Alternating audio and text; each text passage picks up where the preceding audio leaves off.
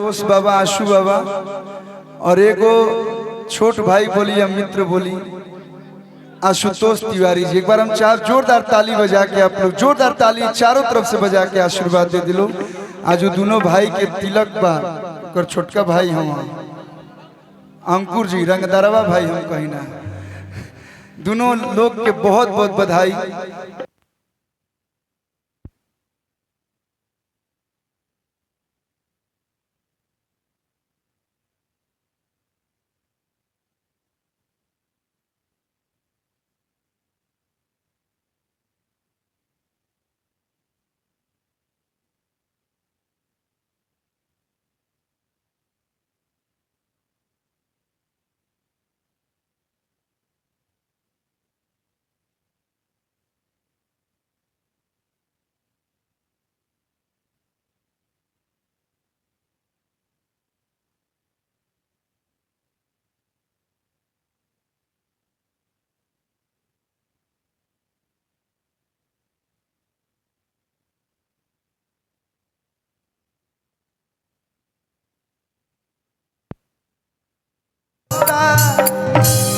देसी स्टार, ये देसी स्टार समर सिंह जी और हमारे भावी विधायक अखिलेश कश्यप जी, हमारे पंकज बिहारी भैया विधायक प्रतिनिधि, और कम उम्र में आज सबके दिल पे राज करे वाला मीरा म्यूजिक के ऑनर हमारे छोट भाई म्यूजिक डायरेक्टर प्रियांशु सिंह जी के स्वागत बा। हमार सुजाय म्यूजिक के ऑनर टुनटुन यादव जी, सुर म्यूजिक के मालिक हमार महेंद्र भैया, बुच्ची भैया, सुधा डेयरी के मालिक हमारे रोशन भैया भूमिहार नवादा जिला से हमारे बड़ भाई, स्वागत बा। सुल्तान भैया, जेम्स पार्कर जी, सुधीर भैया, सब लोग के स्वागत बा। हिमांशु मुखिया जी, हैप्पी बर्थडे, सब लोग के स्वागत बा। हमनी के सारे गमा हम भोजपुरी से मनीष सर आइल बनी, सर के भी स्वागत बा। सब लोग के स्वागत, क्योंकि नाम छूट जाए माफ कर लो। दिव्यांग देवा हमारे मामा हमें, आपके भी स्वागत बा। कि नचया गवा नहीं तो टंगवाले हई बघवा के बाघ जिला बक्सर।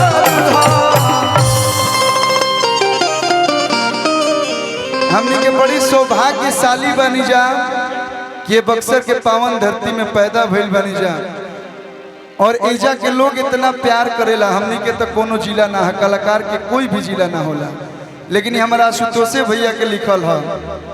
अब देखिए माहौल नहीं खे, लेकिन एक लाइन हमारा आशुतोष भैया खातिर तिलक के गीत गा दी। गाई के गोबरा अरे अंगनाली पायो रघुनंदन हरि,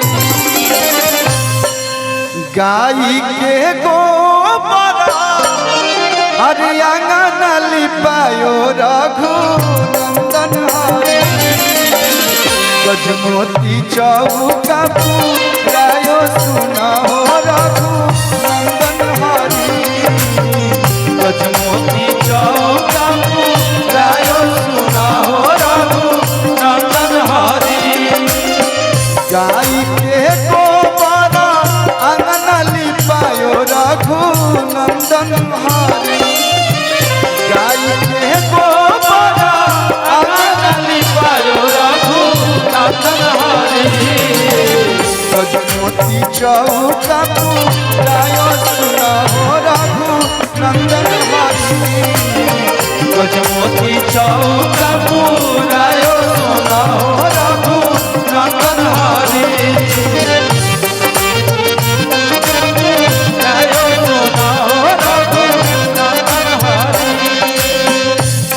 चौका बैठे हमारा आशुतोष भैया कहाँ बाड़े भाई, हमारे आशुतोष तिवारी जी कहाँ है। ताही चौका बैठे दुल्हा आशुतोष रघुनंदन हरि, ताही चौका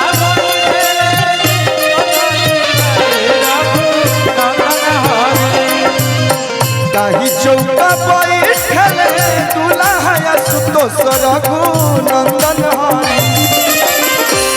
भैया आ छोटको भाई के तिलक हो ताही चौका बैठले दुल्हा अंकुर रघु नंदन भाई। और जेकरा पैसा देवे के बाद खुशी बा सब लोग दी, एक बाद एकदम अपना जगह पे बैठे, सब लोग शांति से आधा घंटा करके चले दी। ताही चौका बैठले दुल्हा अंकुर रघु नंदन मोतिया नया जूरी भरायो सुना हो रघु नंदन हरि। मोतिया नया जूरी भरायो सुना हो रघु नंदन हरि। मोतिया नया जूरी भरायो सुना हो रघु नंदन हरि। मोतिया नया जूरी भरायो सुना हो रघु नंदन हरि।